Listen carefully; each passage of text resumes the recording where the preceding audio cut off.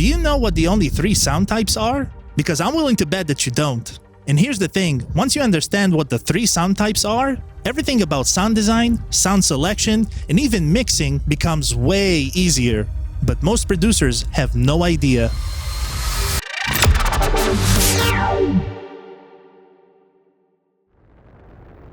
This revelation came to me very early on during my year at BPM College when we were studying synthesis.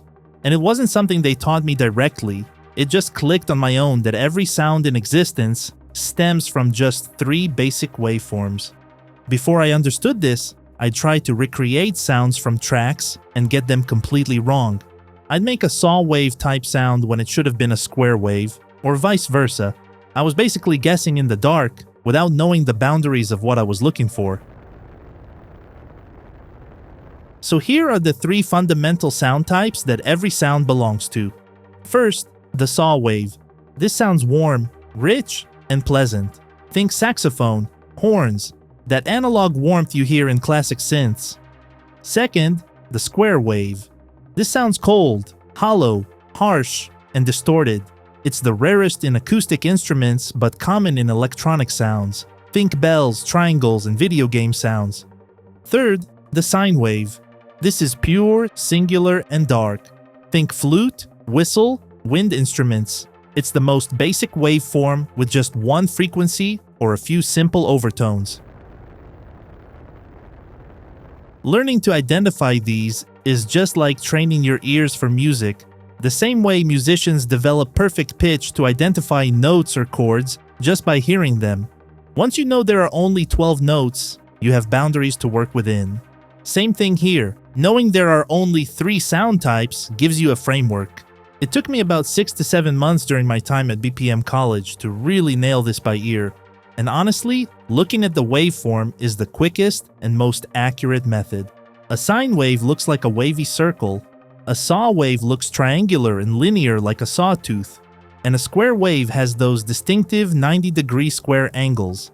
But ear training is crucial when you're trying to recreate sounds from famous tracks, because the waveform gets obscured by other elements in the mix. That's why developing this skill is so important. Here's why understanding waveform types transforms your production. It helps you work with the nature of the sound instead of fighting against it. When you know what type you're dealing with, you make better mixing choices and better artistic decisions. Each type has its own character and associations. If you're making a happy, warm, analog type track, you probably won't be choosing square wave sounds. The worst thing you can do is try to change a sound into something it's not, like over-distorting a sine or saw wave into a square wave. You're destroying its natural characteristics. Once this clicked for me, sound design and mixing became so much easier. No more random guessing when recreating sounds. No more fighting against the sound's natural character in the mix. I could identify what I was hearing and act with intentionality. It's like the difference between knowing the alphabet versus just seeing random squiggles on a page. Once you have the framework, everything else makes sense. But here's what's crazy. Even though creating your own bass sounds using this knowledge is the ultimate way, most producers are still wasting hours using bass samples without knowing how dangerous they are for their own productions. So if you're using bass samples, hit subscribe, because in the next video, I'm exposing the truth about them that nobody wants you to know.